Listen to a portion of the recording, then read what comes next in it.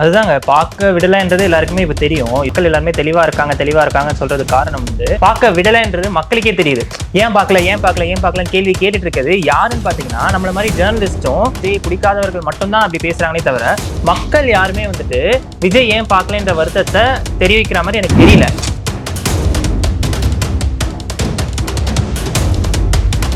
மாணவர் அணின்னு சொல்லிட்டு ஒரு போஸ்டர் ஓட்டினாங்க, நீங்க பாத்துருப்பீங்க. அதுக்கப்புறம் கேட்டா மாணவர் அணி யாருன்னே தெரியல. மாணவர் அணின்னு சொல்லிட்டு வயசானவங்களாம் வந்து ஓட்டிட்டு இருக்காங்க. அதான் வீடியோ எல்லாம் கேட்பான், நீங்க மாணவர் அணியா சார் அப்படின்னா அந்த ஒரு 50 வயசு ஆள் வந்து ஓட்டிட்டு இருக்காரு. யாருன்னு கேட்டா டிஎம்கே ஓட்ட சொன்னாங்க அப்படின்னு சொல்றாங்க.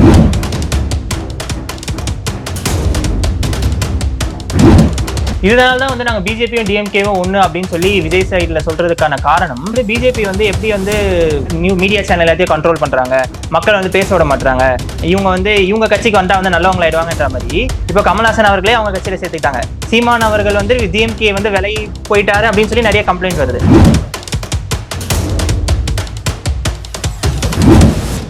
இப்போ அவர் என்ன புதுசா வெளியிட்ட நிர்வாகிகள் குழுலையுமே திருப்பி அவர் என்ன மெசேஜ் சீக்கிரட்டா சொல்றாரு அப்படின்னா, எனக்கு தெரியும் நான் யாரை நான் கூட வச்சிருக்கேன், யார் என்னென்ன பண்ண முடியும், என் கூட இருக்கிறவங்க திறமையானவர்கள், அவங்க வந்து நல்லவர்கள் அப்படின்றத நான் நம்புறேன்.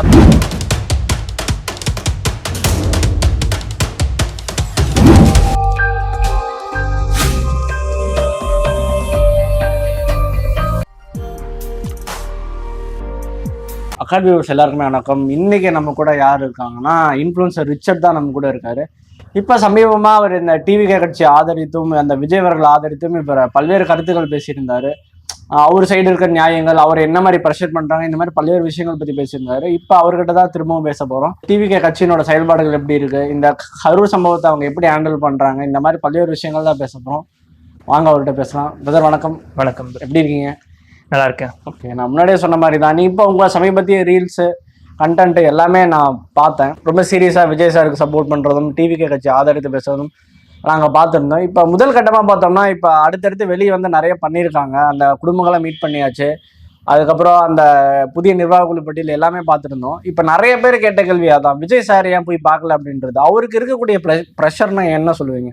ஏன் அவருக்கு கரூர் போய் பார்க்க? அதுதாங்க, பார்க்க விடலைன்றது எல்லாருக்குமே இப்போ தெரியும். இது வந்து எனக்கு தெரிஞ்சு ஆல்ரெடி மக்கள் எல்லாருமே தெளிவா இருக்காங்கன்னு சொல்றது காரணம் வந்து பார்க்க விடலைன்றது மக்களுக்கே தெரியுது. ஏன் பார்க்கலன்னு கேள்வி கேட்டுட்டு இருக்கிறது யாருன்னு பாத்தீங்கன்னா நம்மள மாதிரி ஜேர்னலிஸ்டும் இல்ல வந்து கவர்மெண்ட் சைடு இருக்கிறவங்க, விஜய் பிடிக்காதவர்கள் மட்டும்தான் அப்படி பேசுறாங்களே தவிர மக்கள் யாருமே வந்துட்டு விஜய் ஏன் பார்க்கலன்ற வருத்தத்தை தெரிவிக்கிற மாதிரி எனக்கு தெரியல. பார்க்கணும்ன்றது சம்பிரதாயம் தான். இப்போ இப்படி பேசினா உடனே விஜய்க்கு முட்டை கொடுக்குறேன்ற மாதிரி சொல்லிடுறாங்க. நான் என்ன சொல்றேன், தப்பு தான். பார்க்காம இருக்கிறது, போய் பார்க்கறது தான் வந்து தமிழரோட பண்பாடு. ஆனால் அவரோட நிலைமையில இருந்து நீங்க பார்க்கணும். அவரை வந்து விட மாட்டாங்க, பர்மிஷன் கொடுக்கல அப்படின்னும் போது இப்ப அவர் போறாரு அதையும் மீறி அப்படின்னா அங்க இருக்கிற மக்களுக்கு, அவரை பார்க்க வர மக்களுக்கு இல்ல அங்க ஏற்படுற சிச்சுவேஷனுக்கு யார் பொறுப்பு? இப்ப வந்து ஏன் பார்க்கலன்னு கேள்வி கேட்கறாங்க. இவங்களாம் வந்து அதுக்கு பொறுப்பேற்பாங்களா? இப்போ அவர் அங்க போறாரு, அதுவும் வந்துட்டு இன்னும் ஒரு 2 ஃபேமிலி வந்து வேற டிஸ்ட்ரிக்ட்ல இருக்காங்கன்னு வேற சொல்றாங்க. இப்போ அவர் இப்போ ரீசெண்டா ஒருத்தர் கூட அஜித் மரணத்துக்கு கூட வந்து போயிட்டு நேர்ல நைட்டோட நைட்டா பாத்துட்டாரு. அந்த மாதிரி ஒரு குடும்பம் அப்படின்னா வந்து அவர் பார்த்திருக்கலாம்.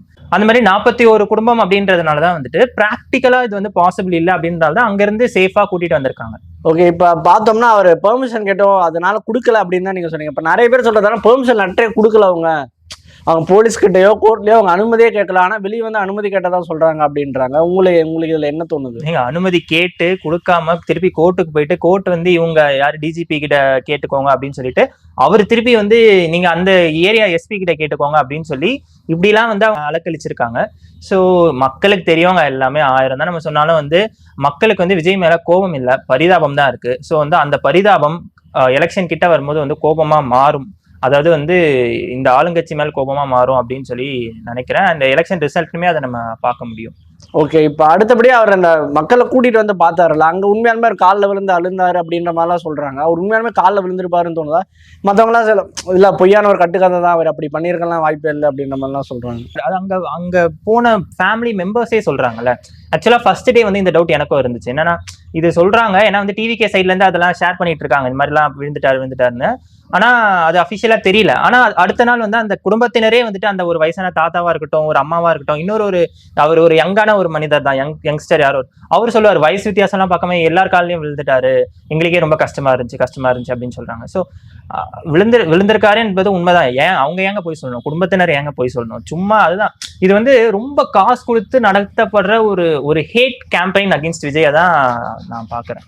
ஓகே, இந்த மாதிரி தான் அதை பாக்குறீங்க. அப்போ இப்ப ஒரு பத்திரிக்கை சொல்லியிருப்பாங்க, விஜய் எப்படி கூப்பிட்டு பார்க்கலாம், சிபிஐ விசாரணை போயிட்டு இருக்கு, விஜய் வந்து ஆதாரங்களை அழிக்க பாக்குறாரு, சாட்சியங்களை கலைக்க பாக்குறாரு அப்படின்ற மாதிரி சொல்லியிருப்பாங்க. ஒரு முக்கியமான பத்திரிகை தான் அந்த வீடியோ போட்டிருப்பாங்க. அந்த வீடியோ பார்த்துருப்பீங்களான்னு தெரியல. பட் ஆனா அவர் உண்மையாலுமே ஆதாரங்களை அழிக்கிறாரு, உள்ள கொஞ்சம் பிளாக்மெயில் பண்றாரு, எமோஷனலா பேசி எல்லாத்தையும் கன்வின்ஸ் பண்றாரு, இந்த மாதிரிலாம் உங்களுக்கு தோணுதா? இப்போ இதுதாங்க, நீங்க வந்து இப்படி பண்ணா இப்படி சொல்லுவாங்க, இப்படி பண்ணா இப்படி சொல்லுவாங்க. இப்போ விஜய் வந்து ஒரு மாசம் வந்து யாருமே பேசல, எல்லாருமே அமைதியா இருக்காங்க, தலைமறைவா அது இதுன்னு சொல்றாங்க. இதே வந்து இமீடியட்டா அவங்க வந்து பேசியிருந்தாலோ இல்ல இமீடியட்டா அவங்களோட கட்சி நடவடிக்கைகள்லாம் தொடங்கியிருந்தா என்ன சொல்லியிருப்பாங்க, இப்போதான் இவ்வளவு பேர் இருந்தாங்க, கொஞ்சம் கூட மனசாட்சியே இல்லை, உடனே கட்சி வேலையெல்லாம் ஆரம்பிச்சிட்டான் பாரு, இவனுக்கு வந்து மனசாட்சி இருக்கா, உடனே அவங்க கட்சியை வேலையை பார்த்துட்டு ஆரம்பிச்சுட்டு அவங்க பாட்டு போயிட்டாங்க அரசியல் அப்படின்னு சொல்லுவாங்க. இப்போ ஒரு மாசம் வந்து அவங்க வந்து அந்த வழியை வந்து அவங்க அதை ஃபீல் பண்ணி அவங்க அதை ஒரு மாசம் அதை கடந்து வர்றதுக்கு எடுத்துட்டு இருக்காங்க.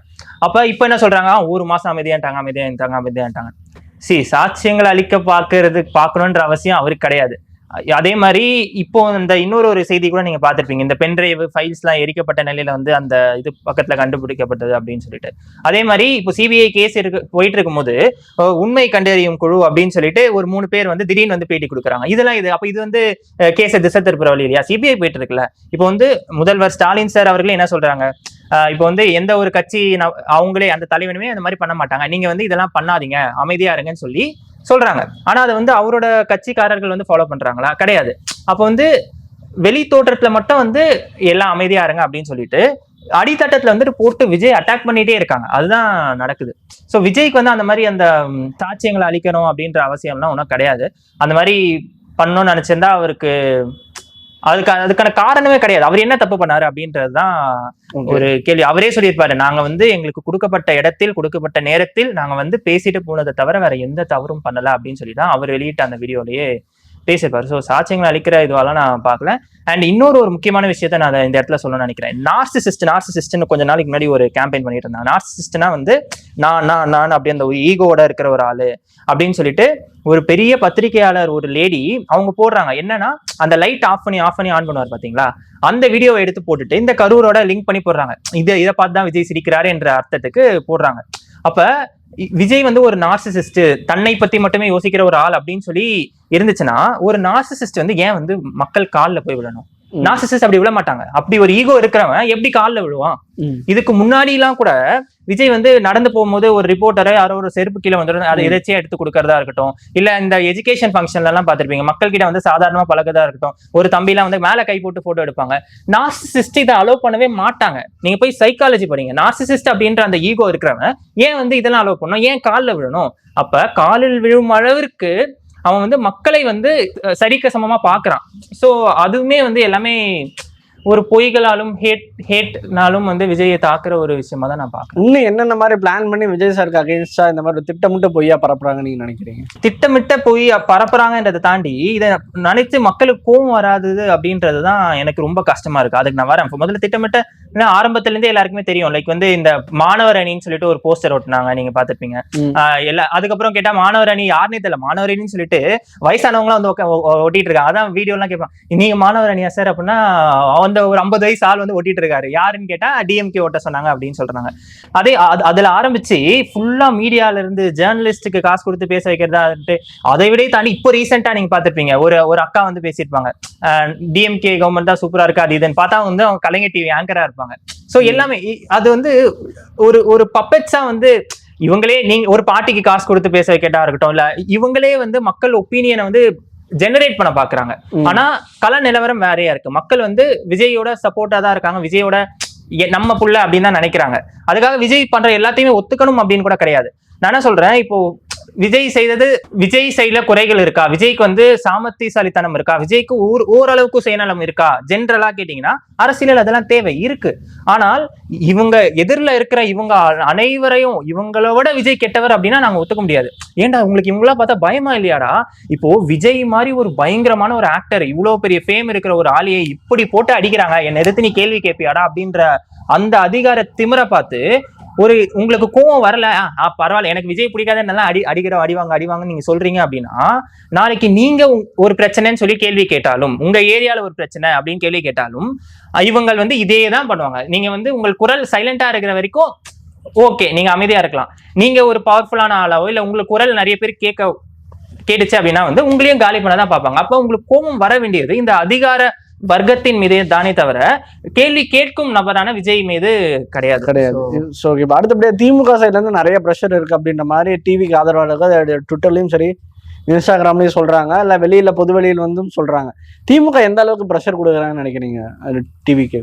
இப்போ அடுத்த வருஷம் எலெக்ஷனுக்கு வந்து எல்லா கட்சிகளுக்குமே தெரியும் விஜய் எவ்வளவு பவர்ஃபுல்லான ஆள் அப்படின்றதுனால சீக்கிரமா இது வரைக்கும் நடக்காத அளவுக்கு 10 மாசங்கள் முன்னாடியே வந்து கேம்பெயினை வந்து ஸ்டார்ட் பண்றாங்க. இதனாலதான் வந்து நாங்க பிஜேபியும் டிஎம்கேவும் ஒண்ணு அப்படின்னு சொல்லி விஜய் சைட்ல சொல்றதுக்கான காரணம், அங்க வந்து பிஜேபி வந்து எப்படி வந்து மக்களோட கருத்துக்கள் எல்லா மீடியா சேனல் எல்லாத்தையும் கண்ட்ரோல் பண்றாங்க, மக்கள் வந்து பேச விட மாட்டாங்க, இவங்க கட்சிக்கு வந்தா வந்து நல்லவங்க ஆயிடுவாங்கன்ற மாதிரி இப்ப கமல்ஹாசன் அவர்களே அவங்க கட்சியில சேர்த்துக்கிட்டாங்க. சீமான் அவர்கள் வந்து டிஎம்கே வந்து விலை போயிட்டாரு அப்படின்னு சொல்லி நிறைய கம்ப்ளைண்ட் வருது.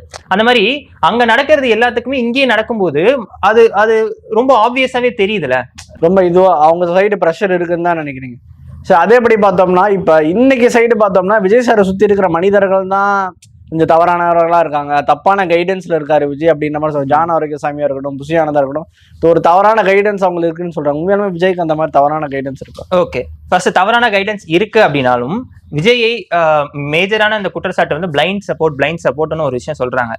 ஸோ அதுக்கும் இதற்கும் சேர்த்தே நான் பதில் அளிக்கிறேன். என்ன அப்படின்னா வந்து அப்படி தவறான மனிதர்கள் ஒருவேளை விஜயை வழிநடத்துகிறார்கள் அப்படின்னாலும், இல்லை விஜய் தவறான முடிவுகளை எடுக்கிறாரு, ஃபார் எக்ஸாம்பிள் பிஜேபியோட கூட்டணி அந்த மாதிரிலாம் போறாருனாலும் விஜயை மக்கள் ஆதரிக்க மாட்டார்கள். மக்கள் முட்டாள்கள், மக்கள் வந்து பிளைண்டா சப்போர்ட் பண்றாங்க என்ற இந்த விஷயத்தையே வந்து ஏற்கக்கூடாது. அது காரணம் வந்துட்டு நீங்க மக்கள் வந்து உங்களுக்கு சப்போர்ட் பண்ற வரைக்கும் மக்கள் அறிவாளிகள், தமிழ் மக்கள், தமிழ் முற்போக்குவாதிகள், முற்போக்கு சிந்தனை உடையவர்கள் மக்களை பாராட்டுவீங்க.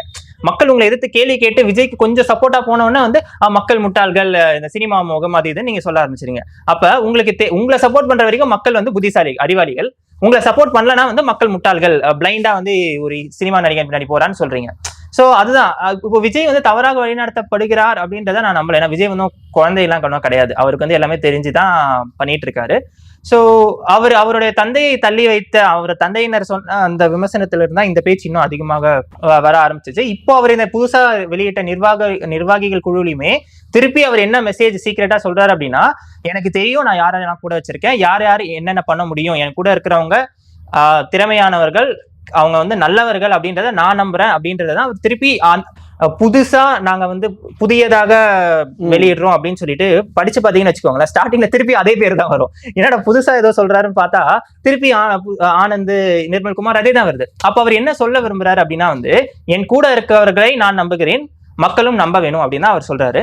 ஒருவேளை அவர்கள் எதிர்காலத்தில் தவறாக விஜயை வழிநடத்துவதாக தெரிந்தால் விஜயே எதிர்காலத்தில் தவறாக நடப்பார் அப்படின்னா நான் சொல்றேன், இப்போ வந்து 2026 தேர்தல் விஜய் ஜெயிச்சுட்டு இல்ல வந்து அப்போசிஷன் ஆகிட்டார் அப்படின்னா அந்த நொடியில இருந்து நான் வந்து விஜயை விமர்சிக்க ஆரம்பிக்கிறேன். ஓகேவா? இப்போ நான் விஜய் விமர்சிக்காததுக்கு காரணம் விஜய் சைட்ல கொஞ்சம் பிரச்சனைகள் இருந்தாலும் எதிரில் இருப்பவர் வந்து இதை விட ரொம்ப கொடூரமானவர்களாகவும் ரொம்ப திமிரு பிடித்தவர்களாகவும் ரொம்ப அதிகார பல கொண்டவர்களாகவும் இருக்கிறாங்க. சோ இது சொல்லுவாங்களே, இந்த எலெக்ஷன்ல வழக்கமா ஒரு லைன் சொல்லுவாங்களே, ஆல்வேஸ் லெஸ்ஸர் ஈவில் அப்படின்னு சொல்லுவாங்களே, அந்த மாதிரி லெஸ்ஸர் ஈவிலாக தான் நான் விஜய் பாக்குறேனே தவிர வேற வழி இல்லை மக்களுக்கு. சோ அதுதான் என்னோட ஸ்டாண்ட் பாயிண்ட், இதுதான் அந்த மாதிரி. ஓகே, இப்ப அவரோட இந்த கரூர் சம்பவத்துக்கு அப்புறமா அவரோட செயல்பாடுகள்லாம் எப்படி பாக்குறீங்க?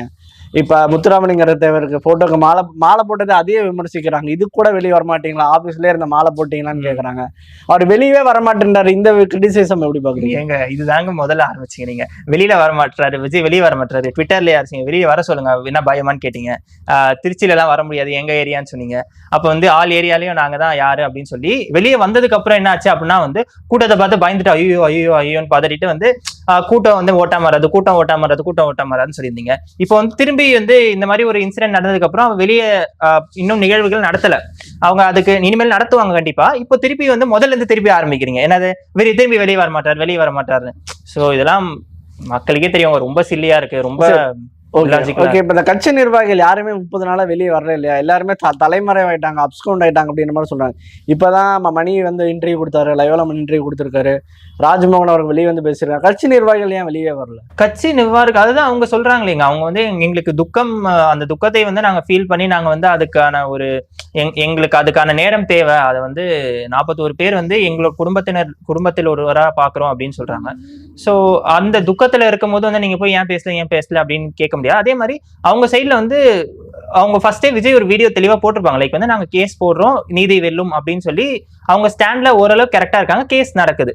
கேஸ் நடக்கும்போது வந்து நீங்க ஏன் பேசலாம் என்ன பேசணும்? இப்போ வந்து நீங்க என்ன எதிர்பார்க்கறாங்க இந்த பத்திரிகையாளர்களோ இல்ல வந்து இப்ப அதோட நம்ம சவுக்கு சங்கர் அண்ணன் அவர்கள் என்ன சொல்றாரு, விஜய் வந்து ஏன் பேசுறேன் அவருக்கு என்ன வந்து உடனே வந்துட்டு அதிமுகவுக்கு நன்றி சொல்லி அதிமுகவோட கூட்டணி இணைஞ்சணும் அவருக்கு ஆசை. இப்போ ரீசெண்டா ஒரு காரணம் சொல்லியிருப்பாரு பாருங்க சூப்பரா, இங்க மண்டபம் கிடைக்கல, கரூர்ல போய் மக்களை பார்க்கறதுக்கு வந்து மண்டபம் கிடைக்கல, லோக்கல்ல எந்த மண்டபம் கேன்சல் பண்றாங்க, அதுக்கு வந்து நீங்க என்ன பண்ணிருக்கணும் அப்படின்னா வந்து ஏடிஎம்கேவோட சப்போர்ட் கூட்டணி கேட்டிருந்தீங்க அப்படின்னா அங்க இருக்கிற ஒரு லோக்கல் ஆள் வந்து உங்களுக்கு மண்டபம் பிடிச்சு கொடுத்திருப்பான். இதுதான் தான் அரசியல். உலகத்திலேயே வந்து கல்யாண மண்டபம் கிடைக்க வேண்டும் என்றதுக்காக கூட்டணி வைக்க வேண்டும் என்ற சொல்ல ஒரு ஆள் வந்து இவர் மட்டும் தான் இருப்பாரு, சவுக்கு சங்கர் சார் அவர்கள் தான் இருப்பார். சோ அதுதான் ஆளுக்கு ஒரு அஜெண்டா இருக்கத்துல இருந்தாங்க அவங்க சொல்றாங்க. சோ ஒருத்தர் அவங்கவுங்க அஜெண்டாக்காக வந்துட்டு விஜய் பேச வேண்டும் என்று ஆசைப்படுகிறார்கள். எல்லாரும் பேசணும்னு சொல்றாங்க. என்ன பேசணும்னு கேட்டீங்கன்னா ஆளுக்கு ஒரு ஆன்சர் சொல்லுவாங்க. இவங்க கிட்ட கேட்டா வந்து விஜய் வந்து அதிமுகவுக்கு ஆதரவாக பேசணும், அதிமுகவுக்கு வரணும்னு சொல்லுவாங்க. பிஜேபி கிட்ட கேட்டா வந்து என்டிஏ கூட்டணிக்கு வரணும்னு சொல்லுவாங்க. அதான் ஆளுக்கு ஒரு அஜெண்டா இருக்கு. தேங்க்யூ சோ மச் ரிச்சார்ட், இவ்வளவு நேரம் பேசினது. இதே மாதிரி இன்னொரு இன்டர்வியூல சந்திக்கலாம். தேங்க்யூ. நன்றி.